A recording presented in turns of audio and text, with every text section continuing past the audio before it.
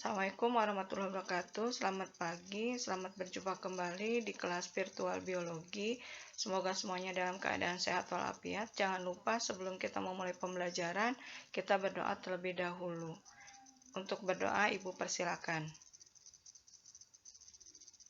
Berdoa selesai. Mari kita lanjutkan. Seperti yang sudah Ibu jelaskan bahwa kompetensi dasar yang akan kita pelajari ini cukup banyak.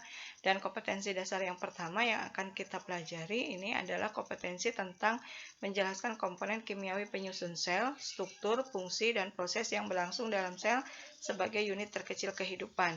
Kemudian menyajikan hasil pengamatan mikroskopis struktur sel hewan dan sel tumbuhan sebagai unit terkecil kehidupan, menganalisis berbagai bioproses dalam sel yang meliputi mekanisme transport membran, reproduksi, dan sintesis protein, kemudian membuat model tentang bioproses yang terjadi dalam sel berdasarkan studi literatur dalam percobaan.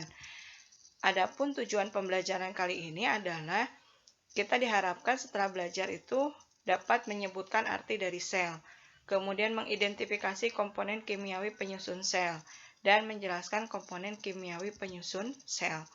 Nah, sebelum ke pengertian sel, kita lihat di sini, ini adalah tingkat organisasi kehidupan. Ini sudah kita pelajari di kelas 10. Di sini Ibu hanya sedikit mengingatkan kembali. Kita akan lihat bahwa tingkat organisasi kehidupan itu tersusun dari yang paling sederhana, yang paling kecil ukurannya, yang kita sebut dengan tingkat kimiawi. Di sini tingkat kimiawinya ada atom, kemudian atom-atom tadi bergabung membentuk molekul.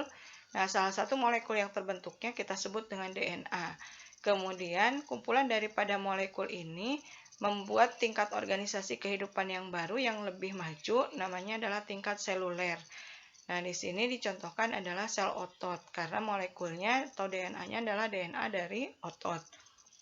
Kemudian, tingkatan seluler ini kembali membentuk tingkat organisasi kehidupan yang lebih kompleks, yang sedikit lebih rumit, namanya adalah tingkat jaringan. Di sini jaringan sendiri diartikan sebagai kumpulan dari sel-sel yang memiliki struktur fungsi yang sama. Kemudian, karena tadi di sini contohnya sel otot, maka jaringan yang akan terbentuk adalah jaringan otot. Nah, tingkat jaringan kemudian akan membentuk organisasi kehidupan yang lebih kompleks lagi. Namanya adalah tingkat organ. Contohnya di sini adalah organ lambung, di mana di sini terdiri dari 3 macam jaringan. Ada jaringan membran serosa, ada jaringan otot, dan ada jaringan epitelnya. Nah, organ-organ itu sendiri nanti akan bergabung, kemudian membentuk sebuah kehidupan baru yang kita sebut dengan tingkat sistem organ. Di sini dicontohkan adalah sistem pencernaan. Terdiri dari esofagus, hati, lambung, pankreas, empedu, usus halus, usus besar. Nah, kita tidak hanya satu sistemnya, kita terdiri dari sistem yang banyak. Maka tingkat kehidupan yang paling kompleks, yang tersusun dari berbagai macam tingkat sistem organ, itu akan membentuk tingkat organisme, atau yang kita sebut dengan individu. Artinya, individu atau organisme itu berasal atau tersusun dari molekul yang sangat sederhana yang kita awali dengan sel. Nah, sebelum ke pengertian, kita akan lihat bagaimana penemuan tentang sel dan teori tentang sel. Nah, sel ini pertama kali ditemukan oleh seorang ilmuwan dari Inggris bernama Robert Hooke pada tahun 1665. Saat itu, Hooke mengamati sel gabus dari dinding sel tumbuhan yang sudah mati dengan menggunakan mikroskop yang sangat sederhana. Ini hasil pengamatannya. Ini gambar hasil pengamatan dari Robert Hooke. Nah, di sini kalau kita perhatikan, ini terlihat ada celah-celah atau ruangan-ruangan yang kosong. Nah, Robert Hooke menyebutkan bahwa ruangan-ruangan yang kosong ini disebutlah itu dengan selula atau kamar kecil. Sehingga menurut Robert Hooke, sel itu adalah ruangan atau kamar kecil atau ruang-ruang yang kosong. Kemudian berkembang teori tentang sel oleh Matthias Claden dan Tessa Swan. Nah, mereka berdua sepakat bahwa semua kehidupan itu tersusun atas sel. Teori yang mereka kemukakan, sel itu dijadikan sebagai unit struktural atau penyusun tubuh organisme. Jadi seperti tadi, organisme itu berasal dari bagian yang paling kecil yang disebut dengan sel. Nah, ini Matthias Claden. Nah, menurut mereka, Maka berdasarkan jumlah selnya, organisme itu dibedakan menjadi dua. Ada organisme uniseluler yang tersusun atas satu sel, jadi selnya hanya satu jumlahnya, dan ada multiseluler yang selnya berjumlah banyak. Kelas 10 itu sudah dipelajari tentang uniseluler. Kita mengenal adanya bakteri. Kemudian untuk multiselulernya, contohnya adalah kita manusia. Kita adalah organisme yang bersifat multiseluler, terdiri dari banyak sel. Kemudian, Max Quiltes, dia berpendapat bahwa protoplasma merupakan struktur dasar dari organisme. Kemudian Felix Dujardin, dia berpendapat bahwa bagian sel hidup yang terpenting adalah cairan protoplasma. J. Purkinje berpendapat bahwa protoplasma adalah cairan hidup yang terdapat di dalam sel hidup. Sehingga dari ketiganya muncul teori, yaitu sel merupakan unit kesatuan fungsional. Kalau tadi kesatuan struktural, yang menurut Max Kegel, Felix Dujardin, dan J. Purkinje, sel itu merupakan unit kesatuan fungsional. Rudolf Virchow berpendapat bahwa omniselula eselula, setiap sel berasal dari sel sebelumnya. Kita bisa lihat contohnya adalah kita sendiri. Manusia itu berasal dari sel telur dan sel sperma yang membentuk menjadi zigot.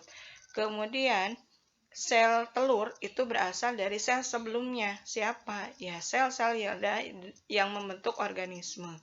Sehingga teori yang dikenal dari Rudolf Virchow itu, sel merupakan unit pertumbuhan. Akibat dari perkembangan teknologi, maka sel itu teorinya berkembang menjadi sel merupakan unit hereditas. Nah, di sini Ibu jelaskan kembali. Jadi ada beberapa pendapat. Pendapat yang pertama menyatakan bahwa sel itu merupakan unit struktural terkecil yang membangun sebuah kehidupan. Pendapat yang kedua, sel itu merupakan unit atau kesatuan fungsional. Pendapat yang ketiga, sel itu merupakan unit pertumbuhan. Dan yang keempat, sel itu merupakan unit hereditas. Nah, itu teori-teori sel yang dapat dikemukakan. Kemudian, bagaimana dengan ukuran sel? Ukuran sel itu sangat kecil. Di sini ukuran sel itu berkisar antara 1 sampai dengan 100 mikron. Nah, ini ya, 1 sampai dengan 100 mikron. Nah, ukurannya sangat kecil tadi. Kemudian hanya bisa dilihat oleh mikroskop cahaya ataupun mikroskop elektron. Jadi kita tidak bisa melihat sel itu secara langsung, kecuali di sini ada beberapa sel yang ukurannya besar, diantaranya adalah telur ayam. Nah, itu adalah sel yang ukurannya besar. Kita bisa melihatnya tanpa menggunakan alat bantu. Atau telur burung unta, itu juga adalah sel. Kita juga bisa melihatnya tanpa menggunakan alat bantu. Jadi ukuran sel sekali lagi itu sangat kecil, sehingga tidak bisa dilihat oleh mata secara langsung, harus menggunakan mikroskop elektron ataupun mikroskop cahaya. Tadi kisarannya antara 1 sampai dengan 100 milimikron. Kemudian, ini adalah materi kelas 10. Saya ingatkan kembali bahwa tipe sel itu ada dua, ada sel prokariotik, ada sel eukariotik. Nah, prokariotik itu artinya adalah sel yang tidak memiliki membran inti, yang memisahkan antara materi genetik di inti sel dengan bagian sel lainnya. Jadi di sini materi genetiknya terkonsentrasi pada suatu tempat yang disebut dengan nukleoid. Jadi di sini di tengah-tengahnya dia tidak memiliki membran lagi. Nah, untuk sel prokariotik contohnya adalah bakteri, ya, kemudian bakteri eubacteria di mana ada archaeobacteria, ada eubacterianya. Kemudian sel eukariotik. Nah, sel eukariotik itu adalah sel yang memiliki nukleus yang sebenarnya atau memiliki membran di sini, memiliki membran nukleus yang sebenarnya atau materi genetiknya dibungkus oleh membran lagi.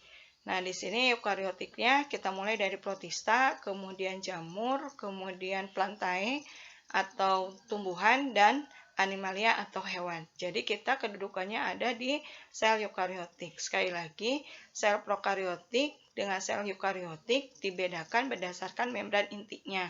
Sel prokariotik itu adalah sel yang tidak memiliki membran inti, sementara sel eukariotik adalah sel yang memiliki membran inti. Tadi contoh sel prokariotik adalah bakteri. Kalau sel eukariotik dimulai dari protista, kemudian fungi atau jamur, plantae atau tumbuhan, animalia atau hewan.